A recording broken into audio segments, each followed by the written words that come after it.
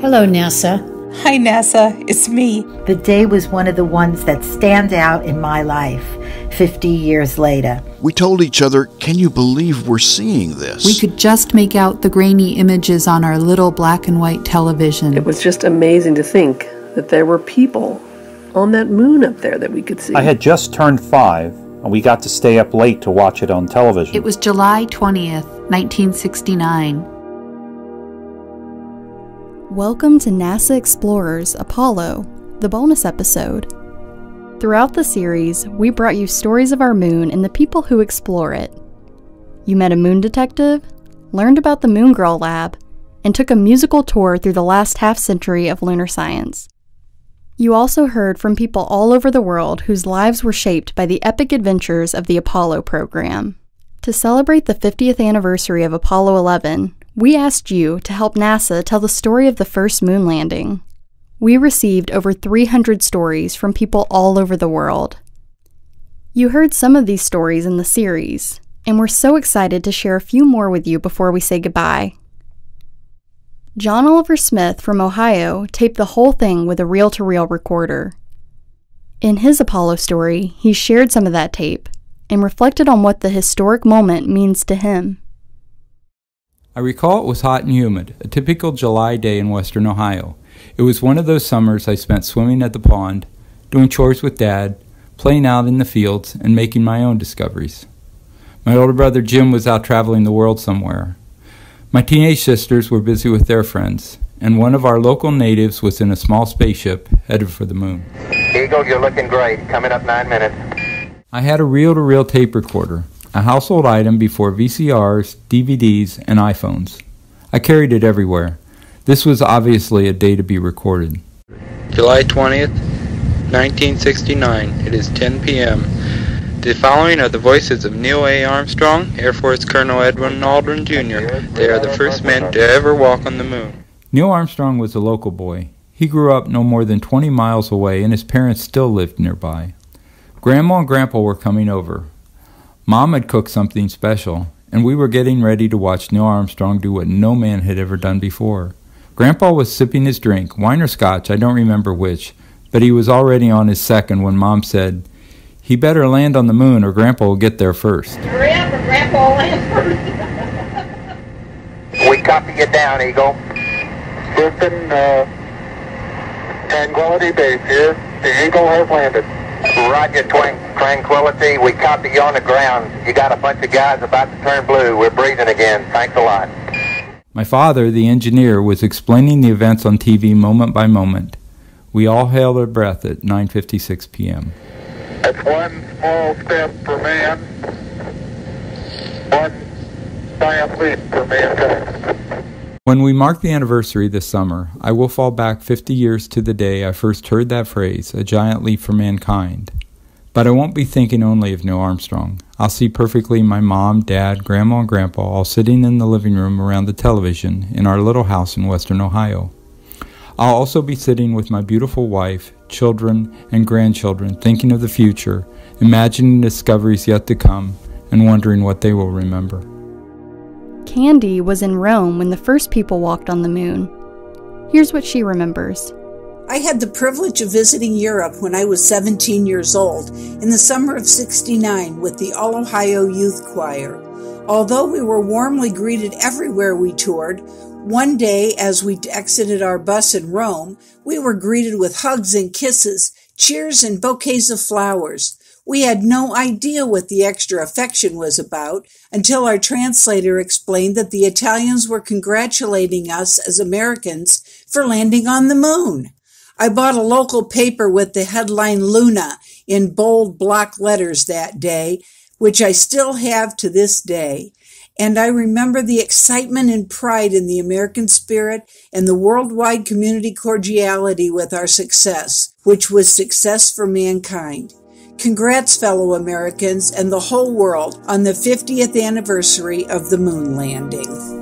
Whenever Richie from Washington thinks of Apollo, he thinks of his grandfather and a special moment they shared together.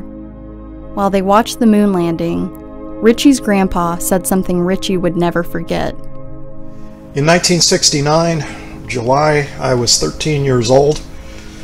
We were on vacation at my grandparents' house in rural Nebraska. My grandfather was in his early 80s, I believe, at the time. And we sat and watched on their black and white TV the launch of Apollo 11. I was a little disappointed because we were a long way from a television transmitter and the picture was a little fuzzy. And as it lifted off, I looked over at my grandfather and he was crying. There were tears in his eyes. I was like, "Grandpa, this is like the greatest achievement of mankind. Why are you crying?" And he paused a moment and looked at me and said, "When I came to Nebraska, it was in a covered wagon." I kind of shrugged and didn't quite get it at the time. A few days later, when the landing happened, we were back home in Chicago. And when I heard Neil Armstrong say, "One small step for a man, one giant leap for mankind," I instantly got it.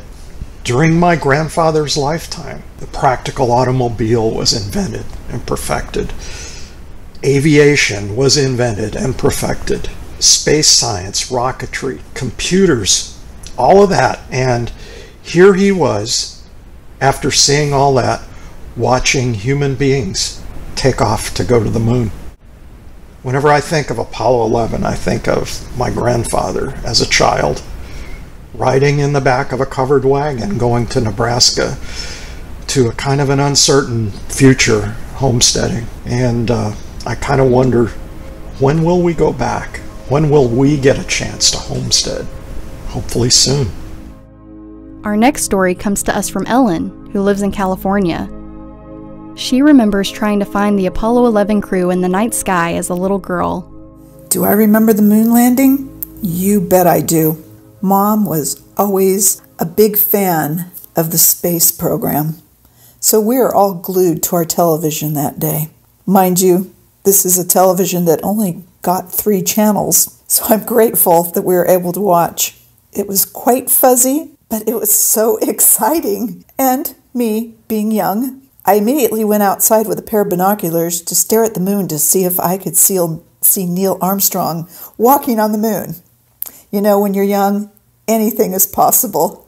I know it sounds silly, but it was very exciting.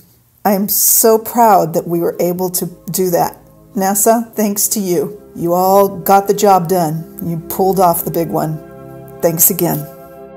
We also received a very sweet recording from Abby in England. She interviewed her 6-year-old daughter Sinan about her thoughts on the moon. I live in Cornwall in the UK, and I'm here with my daughter Sinan, who is 6. Hello.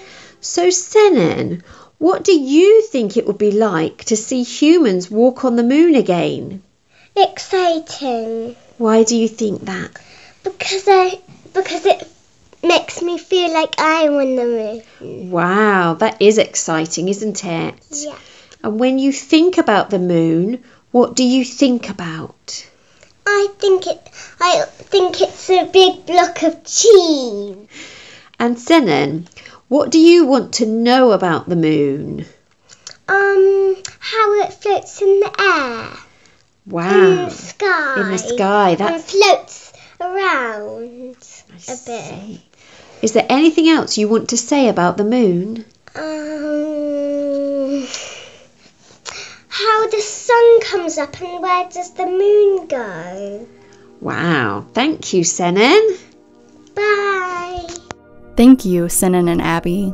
And thank you to everyone who's helped us tell the Apollo story so far. The stories you sent in surprised and delighted us. They're a reminder that our history is a shared history, and that exploration brings us together. If you have a story you'd like to share, it's not too late. We'll be collecting stories throughout the year, sharing them on social media, and adding them to the NASA archives. Check out nasa.gov/Apollo stories to learn how to get involved.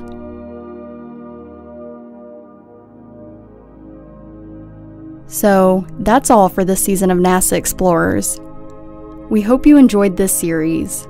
We had a ton of fun making it for you. Thank you to everyone who supported this audio series. including NASA's Goddard Solar System Exploration Division and the NASA Explorers team. If you like NASA Explorers, why not leave us a rating and write a quick review in your podcast app? It helps us grow. And if you're looking for more moon stories from NASA, you're in luck.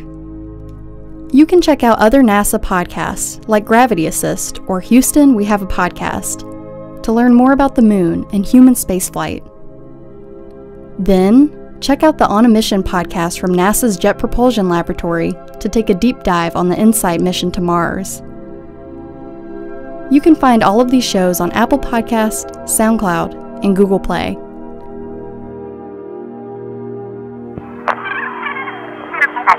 Tape recorder's running, right?